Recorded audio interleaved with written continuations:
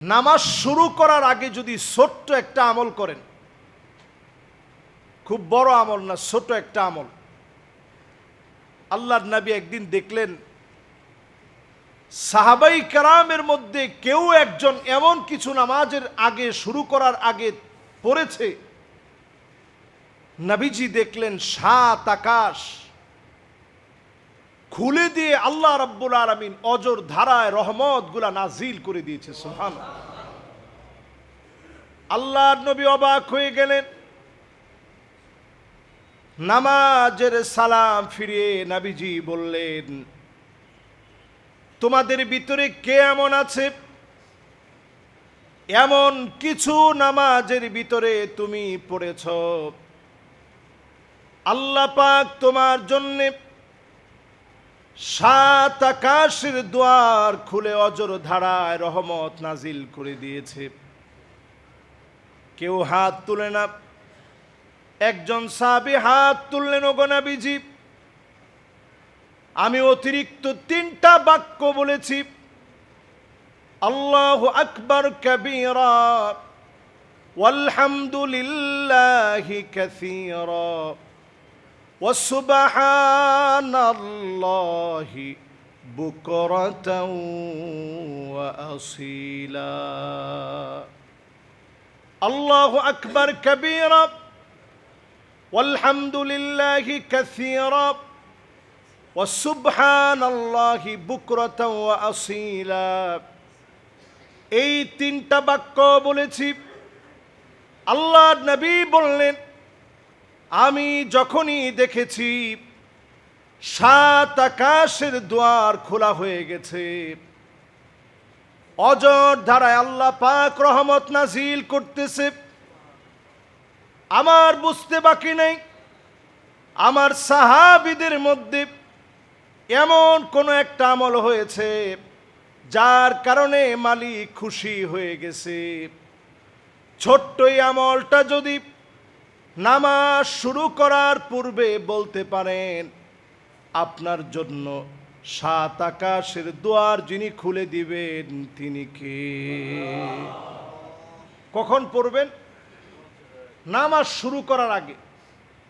ইমাম সাহেব তেলাওয়াত করতেছেন, আপনি এসে দাঁড়িয়েছেন, মনে মনে ছোট্ট করে পড়ে ফেলেন, আল্লাহু আকবার কাবীরা ওয়ালহামদুলিল্লাহি কাসীরা ওয়া সুবহানাল্লাহি বুকরাতাও ওয়া আসীলা। সহজ না কঠিন?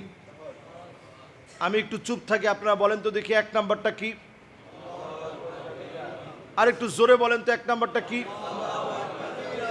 মাশাআল্লাহ, আল্লাহর নামটা যেই তো সবচেয়ে দামি, বড় আওয়াজে আপনারা বললেন আল্লাহু আকবার কাবীরা। দুই নাম্বার, তিন নাম্বার মাশাআল্লাহ ওয়া সুবহানাল্লাহি বুকরাতাও ওয়া আসীলা। এই তিনটা বাক্য যদি শুধু আপনি বলতে পারেন, আল্লাহর কাছে আপনার দাম কেমন। আব্দুল্লাহ বিন ওমর বলতেছে, আমি নবীজির সামনে বসা ছিলাম, নবীজির সামনে বসে আমি নবী করিম সাল্লাল্লাহু আলাইহি ওয়াসাল্লামের এই কথা যখন শুনলাম, সাহাবীর আমলটা যখন আমি শুনলাম, মা তারাকতুহুন্না মুনযু সামিআতুন নবী সাল্লাল্লাহু আলাইহি সাল্লাম, এই তিনটা বাক্যের কথা যখন নবীজির পাক জবান থেকে শুনলাম, জিন্দেগিতে আর কোনোদিন আমি এই আমলটা ছাড়ি নাই। সুবহানাল্লাহ। আজকে যদি আপনি নিয়ত করেন যে নামাজের স্বাদ আমারে পেতেই হবে, মনোযোগ বাড়াইতে হবে নামাজে, নামাজের ভিতরে স্বাদ আনতে হবে, যদি আজকে থেকে আপনি নিয়ত করে এটা পড়েন, আপনি দেখবেন নামাজের স্বাদ বেড়ে যাবে, নামাজের ভিতরে একটা লাজ্জা পাবেন, তালাজ্জুজুস সালাহ, নামাজের ভিতরে একটা স্বাদ অনুভূত হবে। এরপরে যখন আপনি সেজদা থেকে রুকু থেকে যখন উঠবেন, রুকু থেকে উঠার পরে আমরা প্রত্যেকেই জানি রব্বানা লাকাল হামদ হামদান কাসীরান তাইয়িবান মুবারাকান ফীহ। এতটুকুন যদি আল্লাহর কোনো গোলাম পড়ে, একদল ফেরেশতা শুধু এটার সওয়াব লিখবে। সুবহানাল্লাহ বিহামদিহি। সহজ কথা না। একবারে সহজ বিষয় হলেও সওয়াবটা কত বেশি চিন্তা করেন। এরপরে নামাজে সেজদায় গেলেন, সেজদা অবনত হয়ে আপনি আল্লাহর কাছে এটা মনে নিয়ে সেজদায় যাবেন, আল্লাহ আমার আমিত্বকে এখন আপনার সামনে ধুলায় মিশিয়ে দিলাম, আমি বলে আর কোনো সত্তা নাই, আল্লাহ আপনার সামনে সোপর্দ করে দিলাম, সারেন্ডার হয়ে গেলাম। আল্লাহ আমি অনেক গুনাহগার, আল্লাহ আপনার সামনে আমি সেজদা অবনত হলাম।